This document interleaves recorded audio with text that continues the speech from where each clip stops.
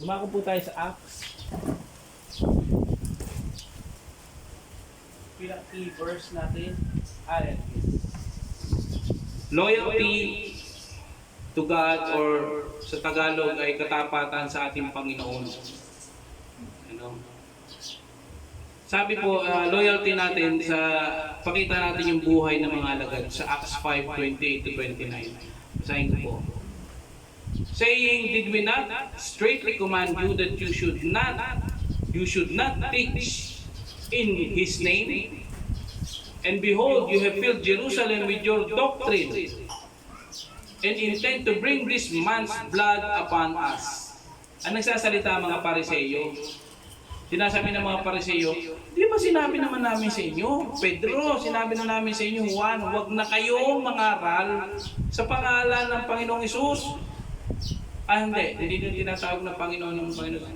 Di ba nasabi na namin siya, huwag kayong mangaral sa pangalan ng Hesus na yan? Parang gano'n, wala silang galang. Amen. Kasi hindi naman sila naniniwala eh. So ang tawag nila, sa Hesus na yan. Parang gano'n sa Tagalog. Sinasabi, basahin natin sa Tagalog.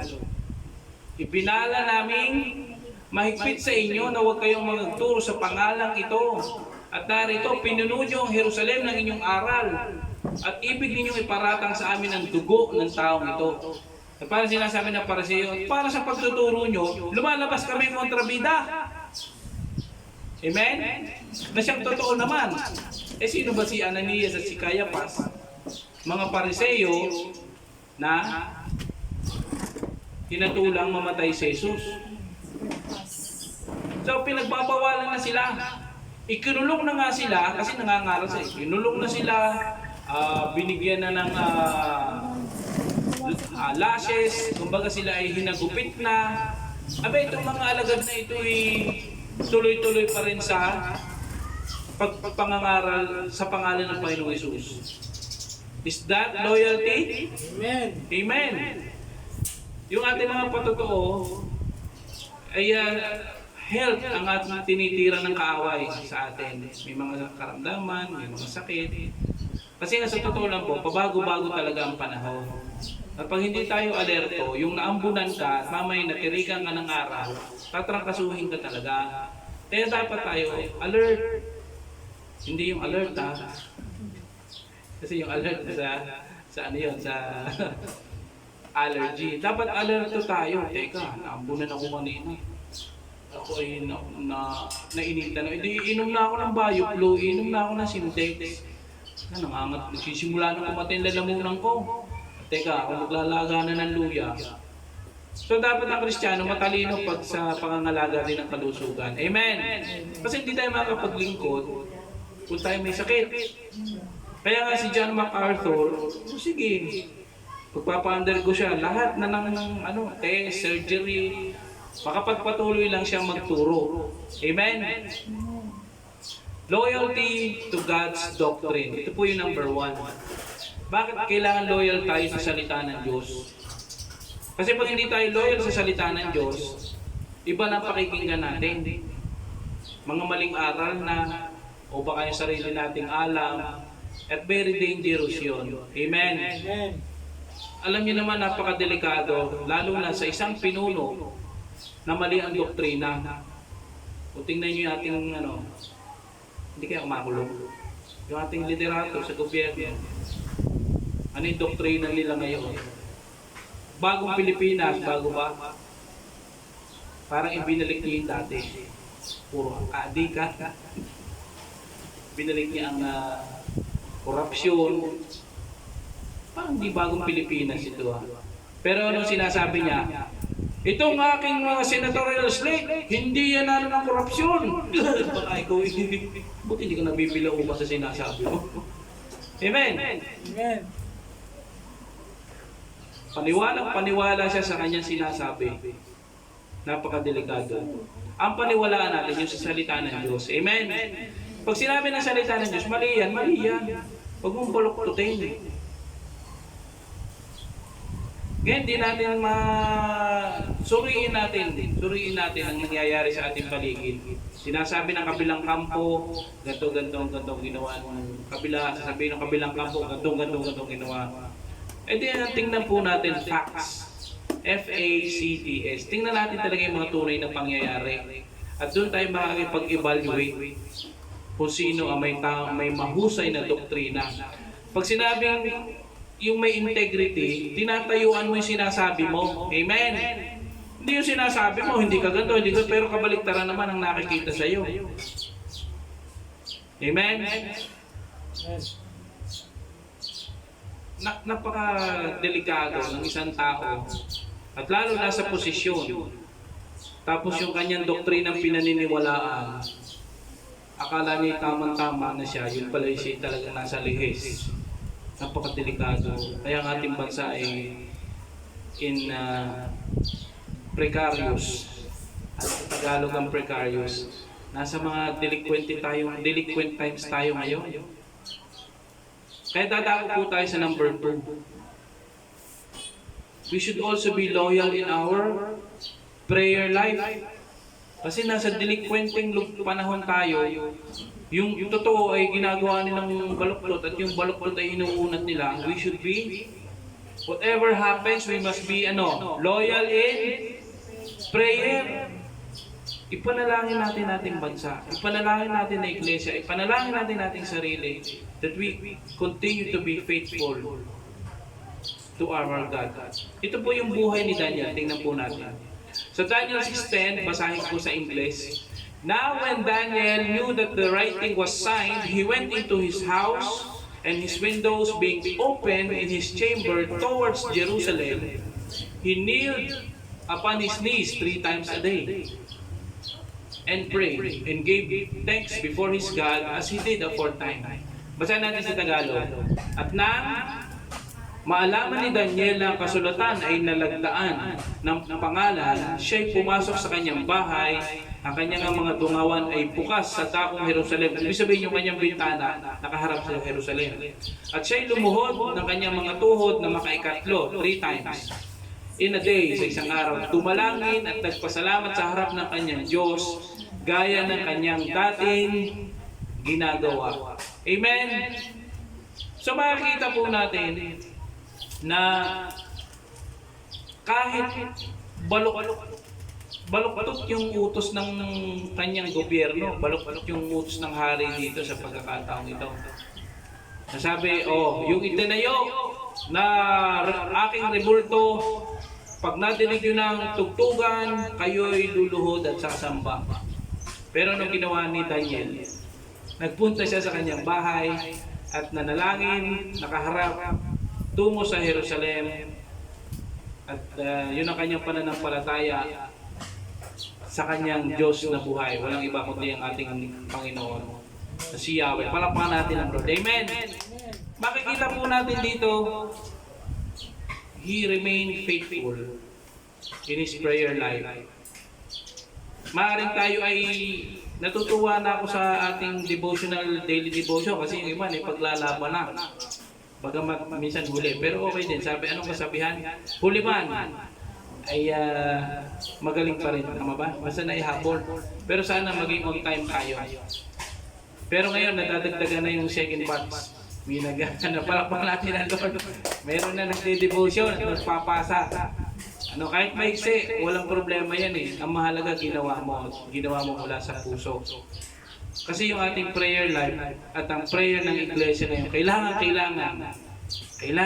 nating manalangin. Amen. Kasi nga po, lagi nang paulit-ulit tayo, mula sa litanya ng mga nauna sa atin, ang mundo'y pasama ng pasama. Pag hindi tayo mananalangin, ano pa ang pagiging Kristiyano natin? Kung hindi tayo magiging liwanag at asin. We must be loyal in our prayer life. Amen. So, number 1, loyal tayo sa doktrina. Pinahayag natin. Sabi nga ni Apostol Pablo, preach in season or out of season. Kahit hindi mo ramdam na parang ikaw bigat ng bigat, ikaw masama loob, kung ikaw nakasign, i-preach mo. Amen. Bado-bado sa langit, mahal ng Diyos. Amen. Amen. Kasi privilege na i-preach ang kanyang salita. Kaya nga, mabuti na ikita mo pinaglalaban na ng bawat isa ang ating mga tawag dito, mga devotional sa daily devotion, sa ating prayer. Pangalawa, yung ating prayer life, kailangan po natin aaminin ko, ako'y natutuwa dahil nakikita ko na may dumadalo sa ating prayer meeting. Pero nawa, kasi nakikita ko nga ang dahilan kanina ng iba, ay wala yung iba kasi umano sa patay. Ano sabi ng Panginoong Hesus sa patay? Hayaan mo lang ilibing ng mga patay ang kanilang patay. Pag inisip mo yun, ang ibig sabihin nun, Lord? Sabi ng Panginoong Hesus, pagkatapos ng kanyang pangungusap na yun, hayaan mo lang ilibing ng mga patay ang kanilang kapwa patay, ikaw sumunod ka sa akin. Kita natin. Hindi ba yun applicable ngayon? Noon lang ba yun? O hanggang ngayon? Hindi tayo makasagot. Applicable pa rin yun ngayon. Ang kailangan natin ay ginawa ni Maria. Na sa halip na, bagamat binibigyan ko talaga ng papuri din nating nasa kitchen, ang ginawa ni Maria nung makita si Jesus, naupo sa paanan at nakinig. Ay si Martha nagluto. Amen. Kanya-kanya ministry yan eh. Pero makikita po natin, mas mahalaga kay Maria, sabi ni Jesus, mabuti yung dalawang bagay na yun, mabuti yun. Yung nasa kitchen at yung nakikinig sa salita ng Diyos. Ano sinabi ni Jesus? Mas mabuting bagay ang pinili ni Mary at hindi yun aalisin sa kanya. Kaya yung ating mga kasama, may patay, ano pag ang magagawa mo sa patay na yun, ililibing na yun. Ang mahalaga, tumanggap si Mamay sa Panginoong Hesus nung siya'y buhay. At yun naman ang nabalita ko na bago siya malagutan ng hininga, nag-minister ang anak niya. Mahalaga na yun. Di ba pala natin, yun naman ang mahalaga eh. So yung ating mga kapatiran na wala dahil nakitipig, okay lang. Ang Lord na nagpapatawad, ako pa. Pero ito po yung katotohanan. Ipaglaban natin yung ating dapat din nagpapalibing na karapatan. Karapatan natin manambahan eh. Kung naunawaan lang talaga ng karamihan, yung halaga ng kasi doon makikita yung pagmamahal mo, yung loyalty mo sa Panginoon. Mary ka ba? O kagaya ka ni Martha? Sabi na Jesus, mas mabuti yung ginawa ni Mary. Kaya ito sa mga kay Daniel, hindi siya sasamba sa Diyos-Diyosan. Hindi siya sasamba sa kanyang kumbaga sa presidente o sa pangulo o sa anong tawag kay Nebuchadnezzar. Ano ba siya? Emperor ba siya? King, hari. At ang hari ay may kakayanang magpapatay. Pag uminit ang ulo niya sa iyo, sabihin lang niya sa kanyang tao, pugutan mo ng ulit. Ang pangit, hindi ko nagugustuhan. Patay ka. Ganun lang yun, mapadaan ka. Gusto kanyang panain, wala kang magagawa. Hari yun eh. Pero ito, inuutos na ng hari. Pag natinig mo ang tugtog, luluhod doon sa estatwa ko. Ganun ang North Korea. Ang North Korea, ang Diyos nila ay si Kim Jong-un. Kim Jong-un. Pag hindi mo sinamba yung... Kasi bawat bahay doon may picture ni Kim Jong-un. Yung matanda. Kahit yung matanda o yung bata, pare silang ng Diyos. Pag wala kang picture, kung kay North Korea, at wala kang picture ng presidente mo, kulong ka. Ang labas mo ay takwil. Taksil ka sa bayan. Dahil hindi mo sinasambas ang iyong presidente. Ang ginawa ni Daniel, may kilala ko ng aking Diyos. Kilala ko si Yahweh. Ito ang naghati ng dagat nung una. Kasi nag-aaral naman si Daniel ng scripture eh. Alam niya ang ginawa ni Lord sa kina Moses at sa mga Israelites. Nabasa niya sigurado yun, nahati ang dagat, nalulod ang mga Egyptians. Kaya si Daniel, batas-batas na sa hari, tao lang yun, lumuhod siya kay Yahweh. Amen? At alam natin ang kwentong ito. At ang malaman ito, galit na galit yung Kapila. actually kaibigan nga. Alam niyo, tiwalang-tiwala nga yung hari kay Daniel kasi napakahusay naman niyang administrator. Nung malaman niya si Daniel ay sumuway, nalungkot siya at gusto niya gawa ng paraan kung paano maililigtas si Daniel. Kasi tapat naman si Daniel eh. Ganyan ang mga Kristiyano. Maaasahan sa trabaho. Kumbaga, ay, pag sinabing, ay siya anong gagawa, ay hindi ko na kailangan ng mga problema. Kahit ako'y tulog, alam ko nagtatrabaho yan. Ganun si Daniel. Kaya lang naman si Daniel na pahamak, gustong ipahamak. May mga inggit, may mga, anong tawag doon, mga sip-sip doon sa kaharian na hindi naman kasing husay ni Daniel. Kaya wala sila maisip, paano ka natin mapapaalay sa tabi ni King Nebuchadnezzar doon si Daniel. Lagi na nakadikit sa hari. Tiwala-tiwala si Nebuchadnezzar sa pamamalakad ni Daniel. Sabi ng mga kaaway ni Daniel, ito Hudyo ito eh. Iba ang Diyos nito. Kaya gumawa tayo ng batas at magpagawa tayo ng rebulto. So actually, ang nagpagawa ng rebulto ay yung mga kaaway ni Daniel. At alam nyo, si Daniel, anong ginawa kay Daniel nung inihulog sa kuweba ng mga leon? Noong sumunod na araw, ano sabi ng hari? Daniel, nandiyan ka pa ba? Buhay ka pa ba? Ligtas ka ba lang yung Diyos? May sumagot eh. Opo, hari. Mahal na hari, andito pa po ako. Tuwan-tuwa si Nebuchadnezzar. Ay, buhay pa ang aking kanang kamay. Ngayon sabi niya, ngayon, dahil alam niya na talagang out of inggit. Dahil sa inggit lang, ayan o. Sige, yung mga nagpagawa ng batas na yan, kasama kanilang mga anak at pamilya at asawa, ihulog doon sa kuweba ng mga leon. At wala pang ilang saglit nilapa na. Amen? So makita natin, huwag kang mag-alala kung ang Diyos ay kakampi mo. Kung ano magagawa ng iba sa'yo. Amen? Palakpakan natin ang Lord. Sabi, an angel of the Lord shut the mouth of the lion. Kaya naging, siguro ginaganto-ganto pa ni Daniel yung leon, yung bite ng pusang ito. Hindi ako kinakagat. Pero yung mga gumawa ng batas na yon, na gusto siyang ipapatay, inilagay, wala pang ilang minuto, nilapa na. So kita nyo nagagawa ng being loyal to our Lord. Amen? Amen. Pangatlo, at ito mga kabataan din, tandaan nyo, ito, kwento ng mga kabataan ito. Mga alagad, bata pa dito. Si Daniel, bata pa rin dito. Whatever happens, ito naman, we must be loyal to our living God. Sorry, mali pala yung aking kulang. Living God po yan. Dapat loyal tayo sa ating buhay na Diyos. Sino pong kinikwento dito? Daniel 3:17 to 18. If it be so, our God whom we serve is able to deliver us from the burning fiery furnace, and He will deliver us out of thine hand, O King. Basta natin sa Tagalog, narito ang aming Diyos na aming pinaglilingkuran ay makapagliligtas sa amin sa mabangis na hurnong nagniningas. At ililigtas niya kami sa kamay, sa iyong kamay, O Hari. Pero, ano yung 18?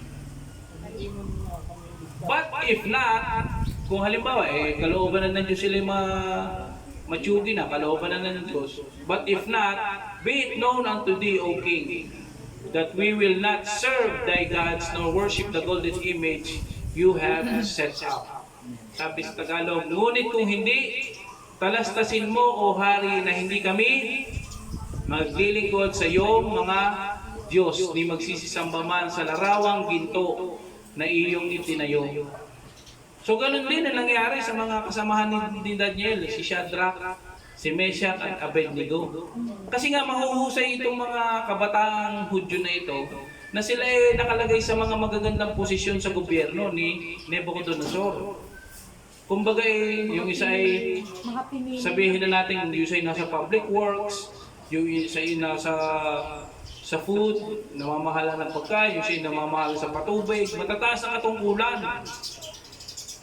At sila yung mga tapat. Kaya maayos ang pala ang takbo ng kaharian ni King Nebuchadnezzar dahil sa mga Hudyo na ito. Pero may mga nahihili. Para itong mga congressman na ito na gustong tumagal sa pwesto, hiling-hili. Doon sa kabilang partido at gusto nilang i-impeach. So anong magiging kaparusahan pag hindi sumamba doon sa Diyos-Diyosan ay tinayo ni Haring Nebuchadnezzar? Ito hindi naman leon. Itatapon naman sa nag-aapoy na hurduhan. Kumbaga ikaw ay gagawing pizza at ilalagay ka doon sa oven. Di ba kapag ang minasang tinapay na may mga karne at cheese at may tomato paste, ay pag iniligay mo sa hurduhan, ang paglabas ay pizza. Amen? Tama ba? Ikaw gagawin kang pizza, payag ka, ilalagay ka doon sa oven. At 7 times hotter, mas pinainit pa yung apoy, mas dinagdagan pa ng maraming kahoy. Ganun. Pero anong sagot ni na Shadrach, Meshach, Abednego?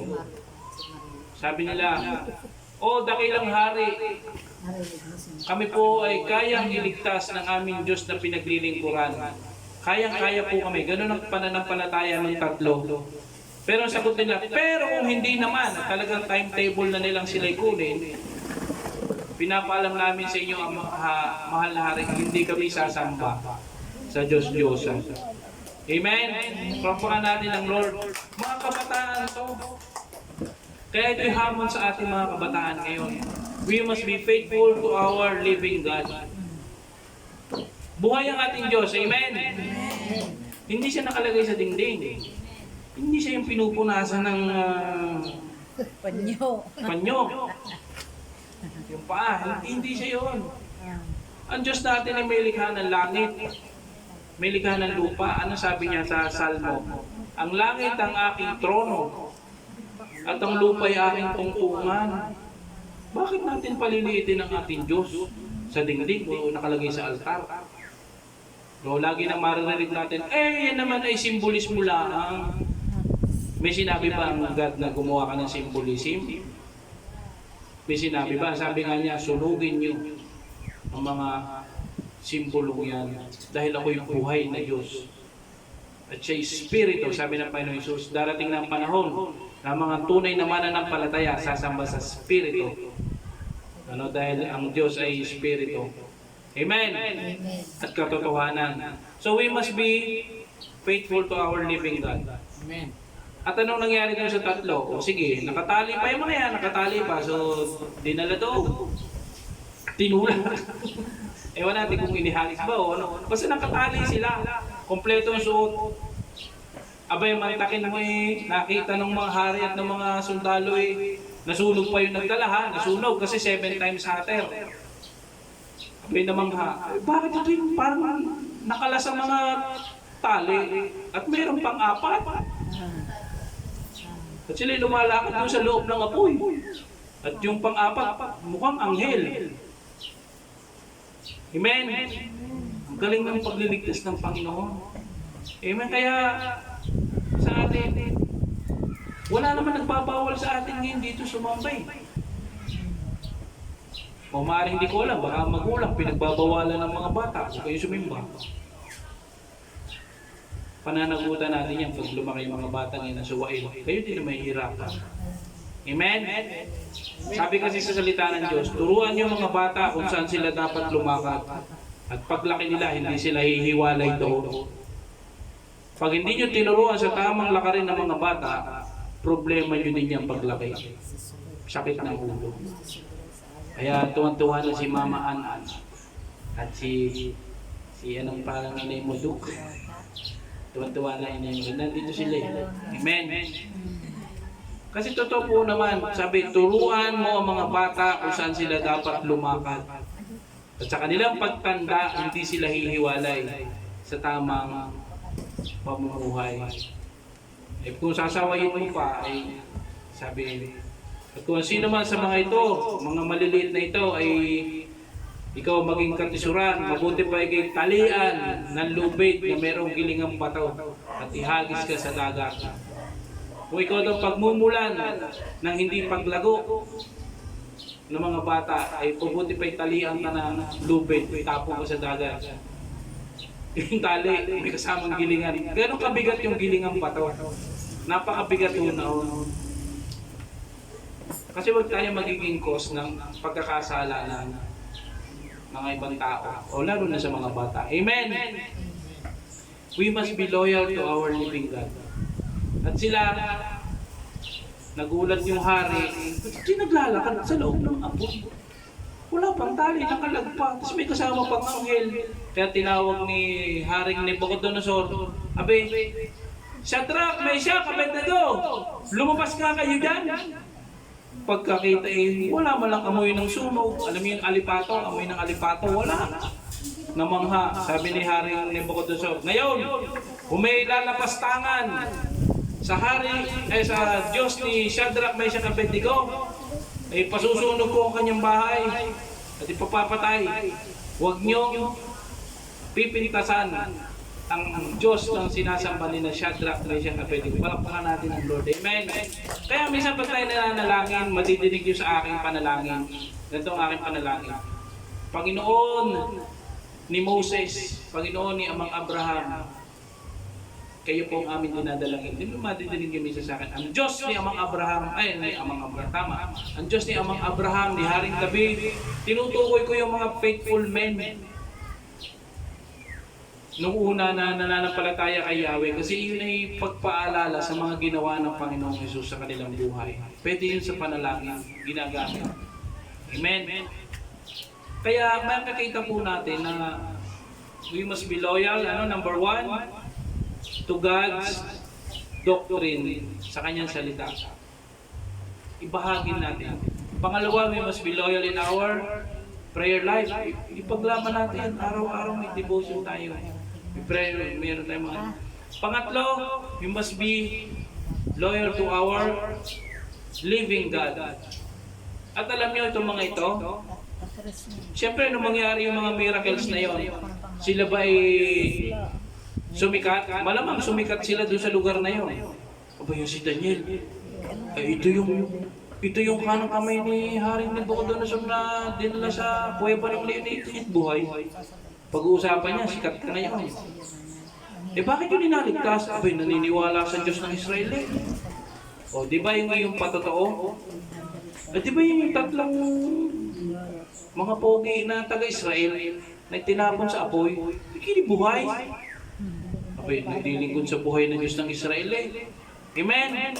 Tayo, pag tayo nakita ba, yan si Maron. Nag-chat doon sa JLTM na naniniwala sa buhay na Diyos. Amen? Kasi yung, alam nyo, sa pagsunod nila, sa pagiging loyal nila, yung kanilang patotoo, nagniningning. Amen? Kaya nga, yung ating mga kapatid, sana makalaya sa sabi ng Panginoong Jesus, let the dead bury their dead. You come and follow me. Amen? Malalim na katuruan. Pero pag ito'y napagtagumpayan mo, magniningning ka. Kaya po bilang konklusyon, sabi po, these three aspects of our Christian walk, we must be faithful to. Number one, God's doctrine. Number two, our prayer life.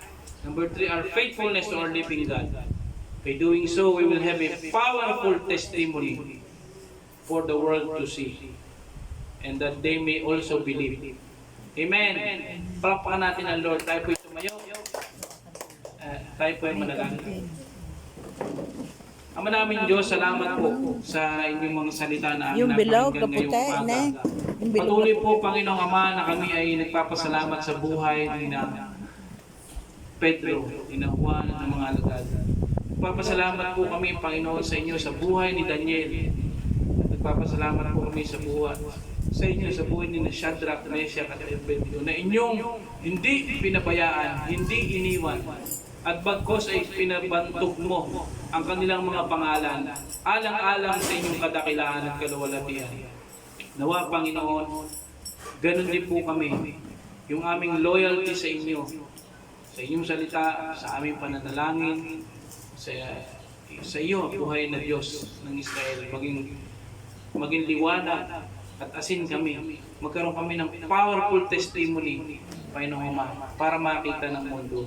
At ang sabi ng Panginoong Jesus, so that they may also believe na sila'y manampalataya din sa inyo. Salamat po, Ama. Ito ang aming samantalangin. Sa pangalan ng Panginoong Jesus, Amen. Tayo po ay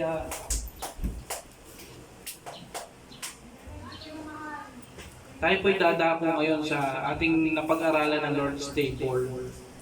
Di ba napag-aralan natin na ang Lord's Table ay pag-alaala sa kamatayan ng Panginoong Hesus. Siyempre sa kanyang muling pagkabuhay.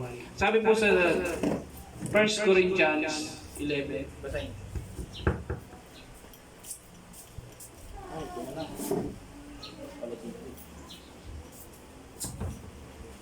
First time natin itong gaganapin dito, amen. Maganda naman na ito ating ginagawa.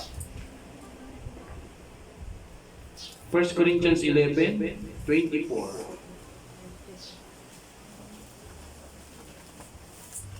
Ang banal na hapunan.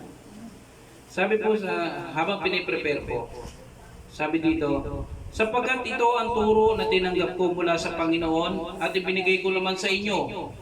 Noong gabing siya ipagkanulo, ang Panginoong Hesus ay dumampot ng tinapay, nagpasalamat at pinagpira-pira sa iyo at sinabi, ito ang aking katawan na inihahandog para sa inyo. Gawin ninyo ito bilang pag-alaala sa akin. Verse 25. Matapos maghapunan, dumampot din naman siya ng kopa at sinabi, ang kopang ito ang bagong tipan na pinagtitibay ng aking dugo. Tuwing iinumin ninyo, gawin ninyo bilang pag-alaala sa akin. Sapagkat tuwing kakain kayo ng tinapay nito at iinom sa kopang ito, pinahahayag ninyo ang kamatayan ng Panginoon hanggang sa kanyang muling pagparito. Kaya sabi dito naman, ang sino man kumakain ng tinapay at umiinom sa kopa ng Panginoon sa parang hindi nararapat ay nagkakasala sa katawan ng tubo ng Panginoon. Kaya dapat siyasatin ng tao ang kanyang sarili bago siya kumain ng tinapay at uminom sa kopa. Sapagkat sino man kumakain at umiinom ng hindi kinikilalang kahalagahan ng katawan ng Panginoon ay kumakain at umiinom ng kahatulan laban sa kanyang sarili. So ibig sabihin po, ang banal na hapunan o the Lord's Supper, pag-alaala sa katawan at dugo ng Panginoong Hesus. Di ba maunawaan na po natin na ang katawan ng Panginoong Hesus ang nabayubay sa krus ng Kalbaryo? Amen? Amen. Ang katawan ng Panginoong Hesus ang siyang nagdanas ng sakit at sa bawat haplit, karit ng tawag doon yung panghaplit na mayroong parang karet, ay nahihiwalay ang balat sa kanyang katawan. Ganun po yung kasakit. Kaya sinasabi ng Panginoon ni Apostol Pablo, ang banal na hapunan ay isang banal na gawain na dapat sinisiyasat natin ating sarili bago tayo kumain ito. Hindi yung parang pabiro na, ay masarap kakain ng tinapay, ay masarap kakain ng juice. Pero ito ay pag-alaala sa ginawa ng Panginoong Hesus. Sige po, tayo po tumayo at tayo kumuha ng tinapay. Habang hawak na rin yung kanya-kanyang inumin. Hindi po yan ang talagang katawan ng Panginoong Hesus, ha? Hindi yan mismo ang katawan ng Panginoong Hesus. Hindi yan mismo ang dugo. Pero yun ay pag-alaala. Pengi ako, Sister Len. Pengi sa tinapay. Labis-labis, ubusin. Wala po kami. Okay lang magdoble yung iba. Ilalagay doon sa plug. Dapat doon nilagay yung baso sa may takap ng duster. Yan, so basahin natin. Itaas po natin ang tinapay. Sapagkat ito ang turo na tinanggap ko mula sa Panginoon at ibinigay ko naman sa inyo nung gabing pinagkanulo ang Panginoong Hesus, dumampot siyang tinapay. Itaas po natin. Nagpasalamat. Magpasalamat tayo. Lord, salamat po sa ginawa mo. Ginawa mo sa krus ng Kalbaryo. Ang iyong katawan ay nagkalulay-luray. Sabi ng Panginoon Jesus, ito ang katawan na inihandog para sa inyo. Gawin ninyo ito bilang pag-alaala sa akin. Sige tayo ating kainin.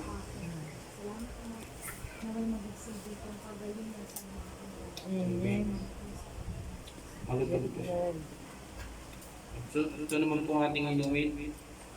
Matapos maghapunan, dumampot siya ng kopa at sinabi, ang kopang ito ang bagong tipan na pinagtitibay ng aking dugo. Tuwing iinumin ninyo ito, gawin ninyo bilang pag-alaala sa akin. Sapagkat tuwing kakain kayo ng tinapay at iinom ng kopang ito, pinahahayag ninyong kamatayan ng Panginoon hanggang sa kanyang muling pagparito. Salamat. Salamat.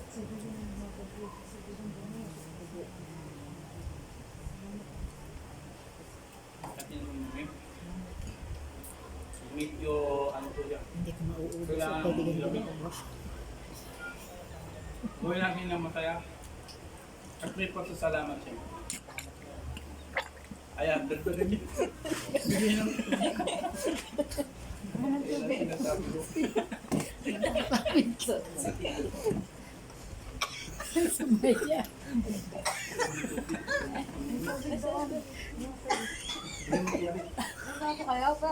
Amin.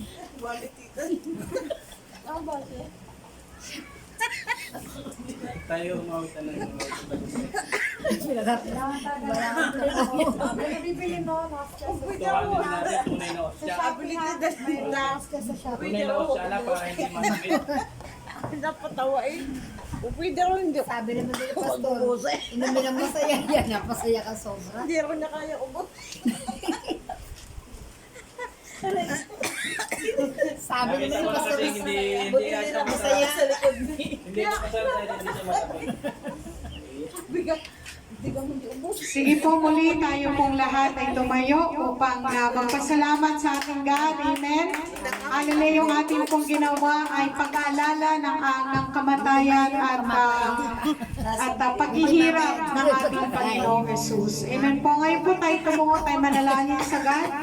Hallelujah, ating taas ang ating mga kamay, mga kapatid, at ating hingi ng biyaya ng ating Diyos. Heavenly Father, once again, thank you, Jesus. Panginoon, salamat po sa katagumpayan sa umagang ito, Panginoon. Bagamat marami po sa aming mga kapatid ang wala ngayon dahil nakilibing, Panginoon, ay hindi po naging hadlang ito upang hindi po namin ganapin ang gawain mo, Panginoon, o God, sa umagang ito. And we pray victory upon your people sa oras na ito, Panginoon. And we declare blessing upon blessing sa lahat ng mga anak mo na naglaan ng oras at panahon para sa iyo. Lord, ang aking panalangin, huwag mo silang pagkulangin sa lahat ng kanilang mga pangailangan. At ano man ang kanilang narinig sa umagang ito, Panginoon, panalangin ko po, Panginoon, magbunga ito ng marami sa kanilang mga puso.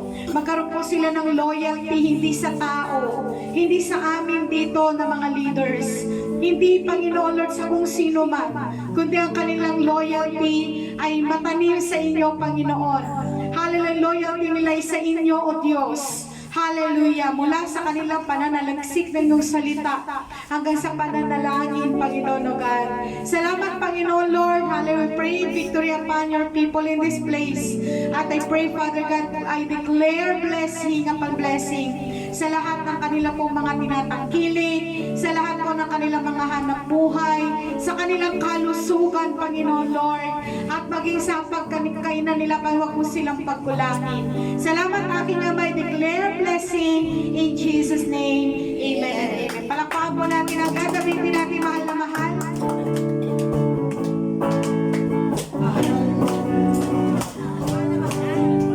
Mahal na mahal kita, Panginoon. Tayo magkamayan, mga kapatid. Mahal na mahal kita, Panginoon. Kailan may kita'y pagpapalik.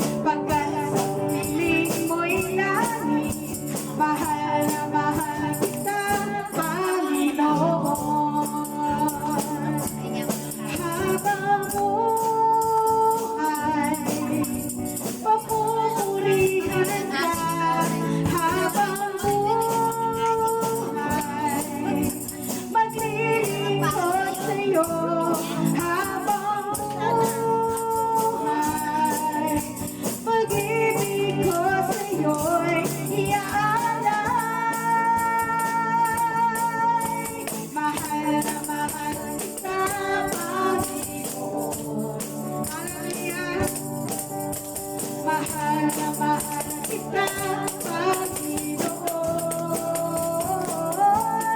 Kailan ba'y di kita'y magpapalit, pagkat piniling mo'y langit. Mahal na mahal kita, Panginoon.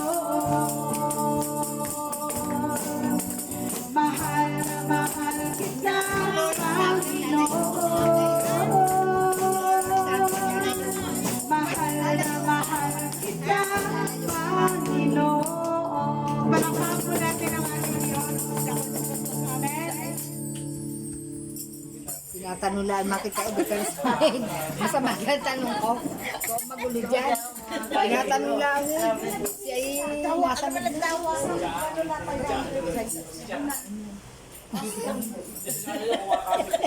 Ikaw naman sinabi ko, hindi mamainom lahat eh.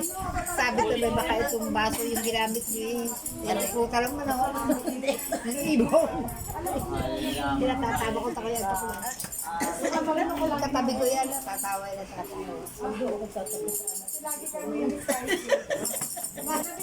May aso pala, ano? Tataas mo pa sana. Hindi ko lang tataas. Kasi tataas lang bigat. Muntik na kita titaas na yung ilitan. Teka, ilagay mo sa taas na itaas mo. Doon sa itaas, mahangin na yun. Baka mahulong. Hindi. Hindi naman yung makakalakad. Ayan, iharap ko doon. Makita. Mahangin. Nakapackage sa chuchu, ah. Ano yung bago tita Tasay? Bukas ituturukan iya. Ay. Oh, suma. Bago yan. Go, yun. Ano naman sino yan naman? Ah, Sino naman po yan? si Gizmo. Gizmo. Gizmo. Baka mo niya. Joshua. Baka mo niya. Babae. Ay, lalaki. Ay, naku. O, di Joshua. Maamo. Inay. Nilagay ko plastic ko sa loob. Mag-iwan naman si next job. Basta kung may Ako si Sister Lynn, ano lang buhat? Nakawala tayong pang sapin doon. Ayun, tutuloy. Ayun, sa taas yun. iwanan ko ito na lang. Dahil mabigat yun. Hindi mo muna yan na. Maamo pala to inay. Mabait yan. Hindi ka tulad ni, ano, ni Yana. Papantara. Yan na, nangangalban. Inyong kinahahan. At wala namang, hindi naman yan lalayo. Para matchin. Ang cute. Ang cute niya. Bilot, ano pa, tuta pa lang siya talaga. Ang cute. Tumasito. Wala tayong kumain na.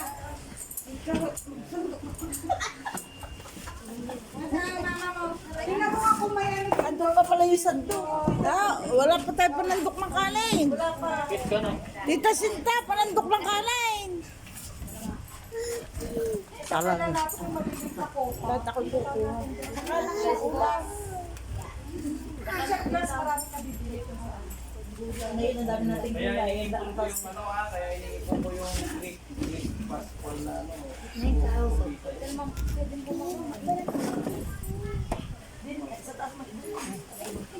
Ano siya, Tima? Bakit?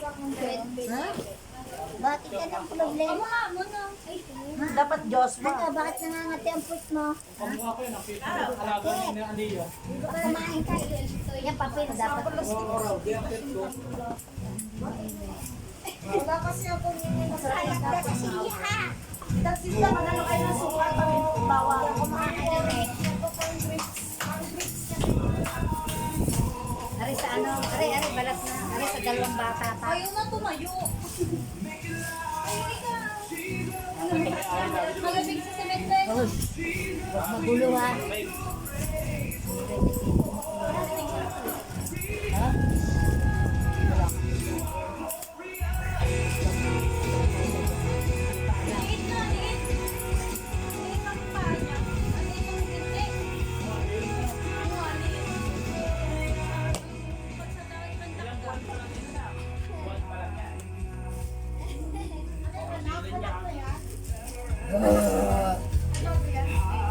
Masaya ng Meeting ka, naghahanap pa rin ko ng tubig. Wala sa dapat ito. maka ano na kung ano-ano. Wala rin kami tubig. Kami nung kamula sa inyo.